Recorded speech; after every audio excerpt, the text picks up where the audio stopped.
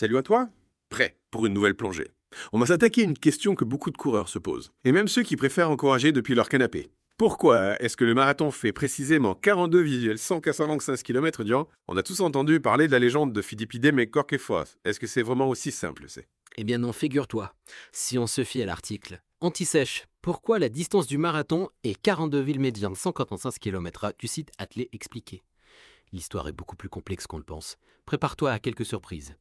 On va parler de légendes antiques, de Jeux olympiques, et même d'une petite intervention royale. Ah, j'adore quand ça part dans tous les sens. Bon, on commence par le commencement, Philippide. On le connaît tous, ce messager grec qui aurait couru de marathon à Athènes en 490 avant J passé pour annoncer la victoire contre les Perses. L'image est forte. Il enlève son armure pour aller plus vite. Il s'épuise à chaque pas. Et il arrive à bout de souffle pour annoncer la nouvelle guerre. C'est vrai, cette image est gravée dans nos mémoires. Et ce qui est étonnant, c'est que l'article mentionne un petit test amusant. Si on trace le trajet marathon d'Athènes sur Google Maps aujourd'hui, la distance est étonnamment proche de celle du marathon moderne. Attends, sérieusement, hein, Tavares à Fésio. C'est fou, mais du coup, est-ce qu'on est sûr qu'il a vraiment couru cette distance exacte? C'est moins sûr. Les historiens ne sont pas d'accord sur le trajet précis et sur la distance réelle. Il faut prendre cette légende avec des pincettes. D'accord, donc on garde un peu de mystère. Mais ce qui est clair, c'est que cette histoire a marqué les esprits, au point d'inspirer le marathon moderne, lors des premiers Jeux olympiques de l'ère moderne en 1896 à Athènes. Exactement. C'est Michel Bréal, un philologue français passionné par l'Antiquité, qui a eu l'idée de cette course. Et devinez qui a gagné ce tout premier marathon olympique? Un Grec, bien sûr. Spiridon Louis, avec un temps de 2h58 minutes et 50 secondes. On imagine la fierté nationale. Le chapeau. Mais attends, à ce moment-là, la distance était déjà fixée à 42 185 km. Pas du tout. Figure-toi qu'à l'époque, la distance variait entre 40 et 42,75 km selon les organisateurs.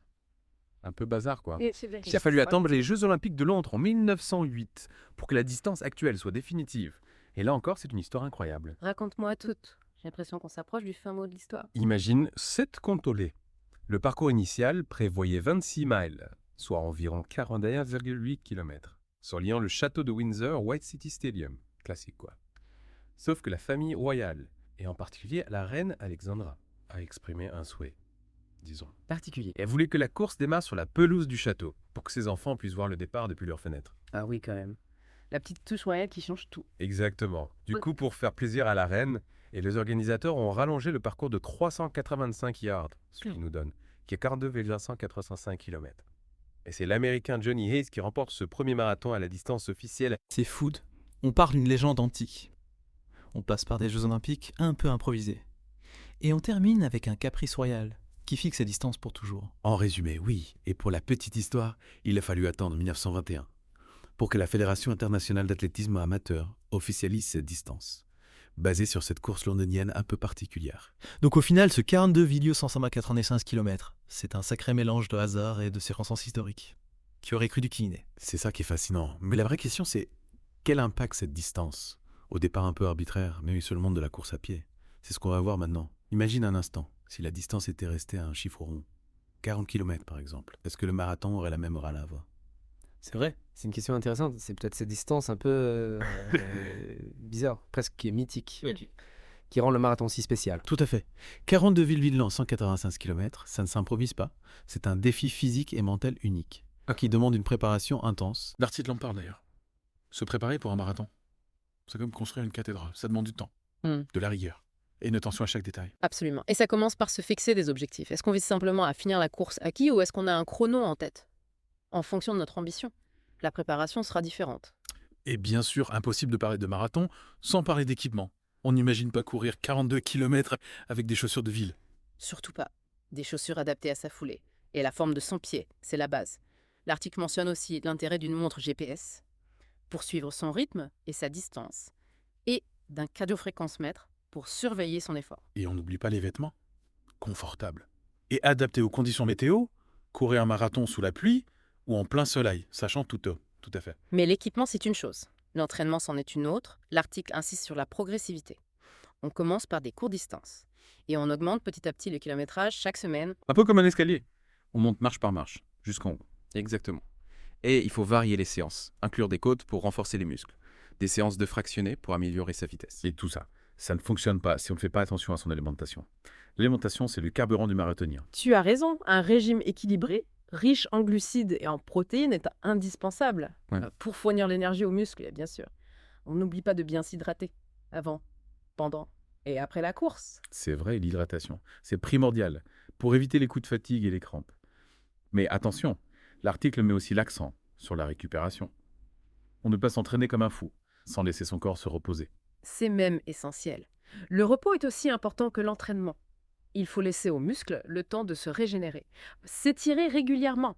Et pourquoi pas utiliser un rouleau de massage pour soulager les tensions? Donc, en gros, pour se lancer dans l'aventure du marathon, il faut une bonne dose de motivation, un équipement adapté, un entraînement progressif et varié, une alimentation équilibrée. Et surtout, ne pas négliger la récupération, on est d'accord? Tout à fait. C'était une aventure qui demande du temps, de l'énergie et de discipline.